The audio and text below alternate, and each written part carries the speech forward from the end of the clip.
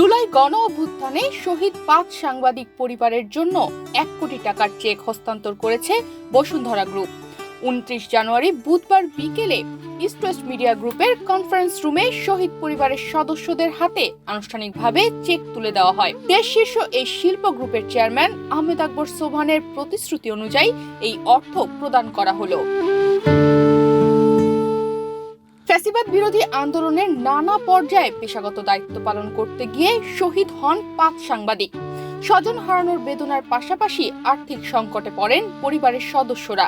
তাদের সেই কষ্ট কিছুটা হলেও লাঘব করতে গিয়ে এসেছে বসুন্ধরা গ্রুপ। চেক হস্তান্তর অনুষ্ঠানে অনুভূতি ব্যক্ত করতে গিয়ে আবেগাপ্লুত হয়ে পড়েন শহীদ সাংবাদিকদের স্বজনরা। তো আমাকে এখানে নিয়ে আসার জন্য আমি অনেক ধন্যবাদ জানাই আপনাদের। এই যে কিছুদিন আগে সে ১ কোটি টাকা আমাদের ৫ জন ফ্যামিলিকে দিল, আমার 2টা মেয়ের এবং অন্যান্য বাচ্চাদের পথ চলা অনেক সহজ হয়ে গেল।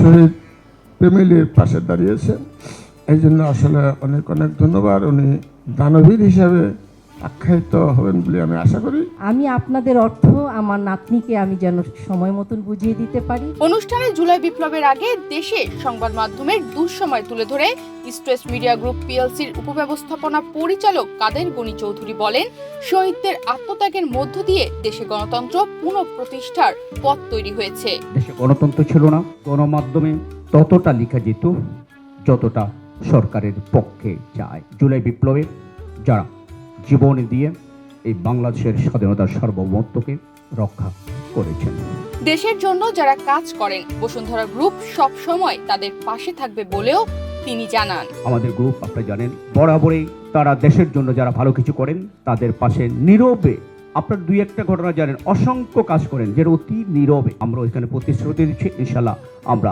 অন্যরা কি থাকবো না আমাদের জানে আমরা আপনাদের পাশে আছি এবং থাকবো। এ সময় ইস্ট ওয়েস্ট মিডিয়া গ্রুপের নির্বাহী পরিচালক ইয়াসিন হোসেন পাভেল জানান, সকল শহীদের পরিবার ও আহতদের পাশে দাঁড়াবে বসুন্ধরা গ্রুপ। একজন নিকট আত্মীয় যেরকম ভাবে সহযোগিতা করে, সাপোর্ট দেয়, আমরা সবাই আমাদের বসুন্ধরা গ্রুপের পক্ষ থেকে এবং আমরা আমাদের ব্যক্তিগতভাবে তাদের পাশে থাকার চেষ্টা করবো ইনশাল্লাহ। আর্থিক সহায়তার পাশাপাশি বসুন্ধরা গ্রুপ শহীদ পরিবারের সদস্যদের কর্মসংস্থানের চেষ্টা করবে বলেও জানান কালের কণ্ঠের সম্পাদক কবি হাসান হাফিজ। কিছু টাকা দিলে তো এটা একটা স্থায়ী সমাধান হতে পারে না।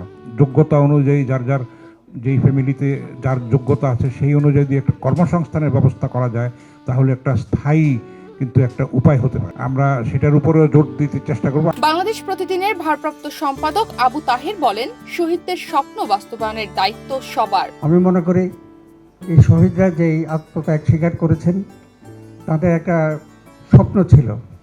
এখন আমরা যারা বেঁচে আছি আমরা সম্মিলিত চেষ্টায় সেই স্বপ্নগুলো বাস্তবায়নের জন্য সর্বাত্মক চেষ্টা করব। অনুষ্ঠানে আরো উপস্থিত ছিলেন বাংলাদেশ প্রতিদিনের নির্বাহী সম্পাদক মঞ্জুরুল ইসলাম, কালের কণ্ঠের নির্বাহী সম্পাদক হায়দার আলী, BanglaNews24.com এর সম্পাদক লুৎফর রহমান হিমেল ও নির্বাহী সম্পাদক তৌহিদুল ইসলাম মিন্টু, নিউজ 24 এর নির্বাহী সম্পাদক ফারহাদুল ইসলাম ফরিদ সহ আরো অনেকে।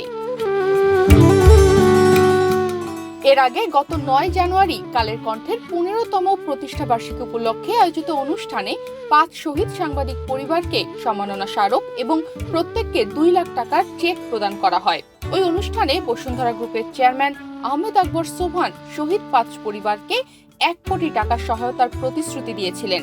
তার দেওয়া ঘোষণা অনুযায়ী প্রত্যেক শহীদ পরিবারকে ২০ লাখ টাকা করে ফিক্সড ডিপোজিটের চেক হস্তান্তর করা হয়। এই টাকা থেকে প্রাপ্ত মুনাফা শহীদ পরিবারের ভরণ পোষণে ব্যয় করা হবে। তনিমা রহমান, বাংলাদেশ প্রতিদিন।